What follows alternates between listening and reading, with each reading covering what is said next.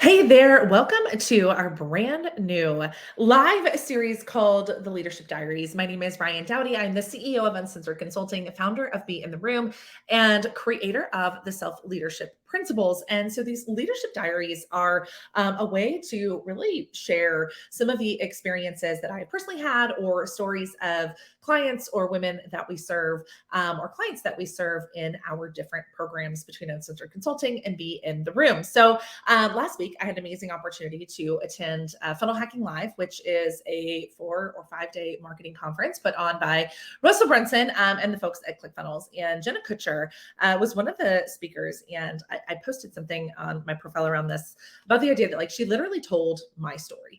She got up and she talked about hitting goals and not feeling any kind of fulfillment or any kind of happiness in hitting these goals. And one of the things that she talked about that I thought was really powerful, that it's going to be our first episode of the Leadership Principles, is this idea of basically following the wrong map, like working off of somebody else's map. And it's literally my entire story of becoming an entrepreneur, was that I did everything right in life, right? I went to college, got a job, climbed the ladder, got an MBA, got married, bought a house, had kids, continued to build my career. And none of these things brought me any kind of happiness or fulfillment. And I'm not saying that I'm miserable. I'm not saying that my life was hard or terrible, but I was achieving, but I didn't feel happy or fulfilled or any kind of connection in my life. I was just achieving for achieving's sake. And I see this over and over and over again with women, especially successful women, type A women, high achievers. I'm a high D, I'm an Enneagram 3, all of the things where we continue to achieve and achieve and achieve. And we think that the achievements are going to make us feel a certain way, that they're going to bring us some level of fulfillment or happiness.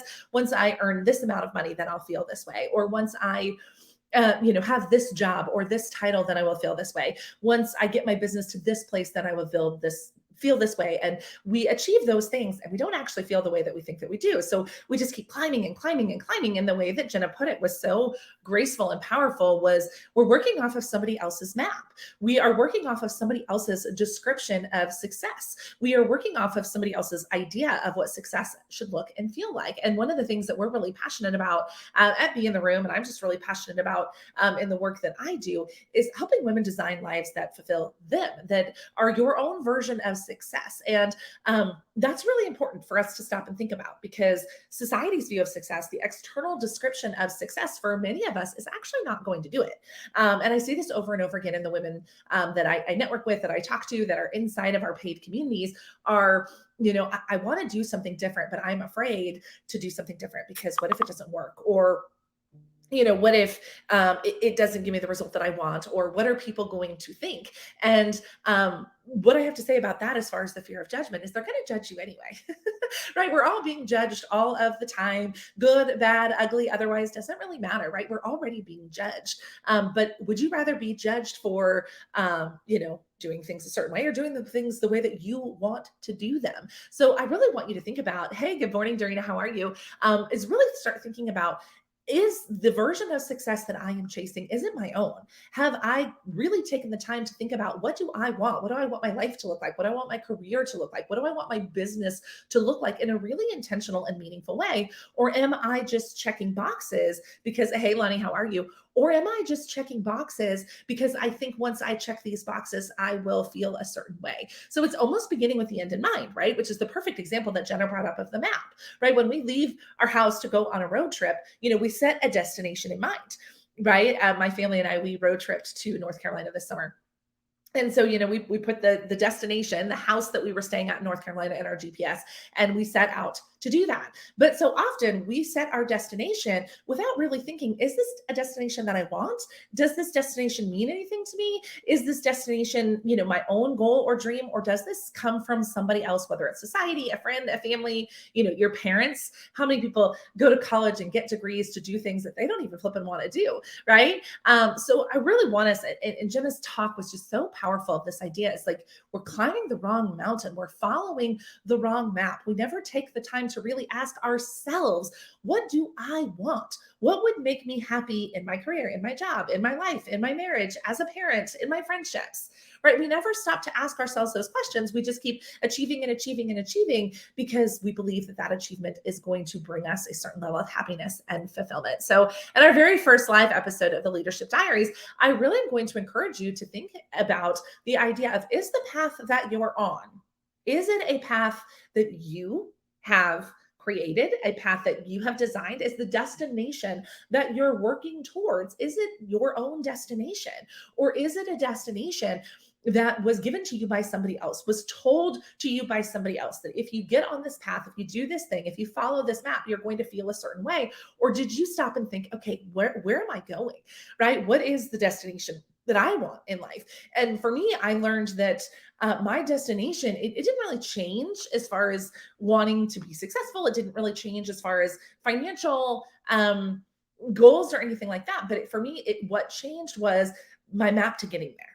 Right. So even if you're like, no, no, no, no, no, but Ryan, I do actually really want to, grow a $5 million company. Or no, no, no, Ryan, I do really want that promotion. But ask yourself, do you like the path that you're on to get there?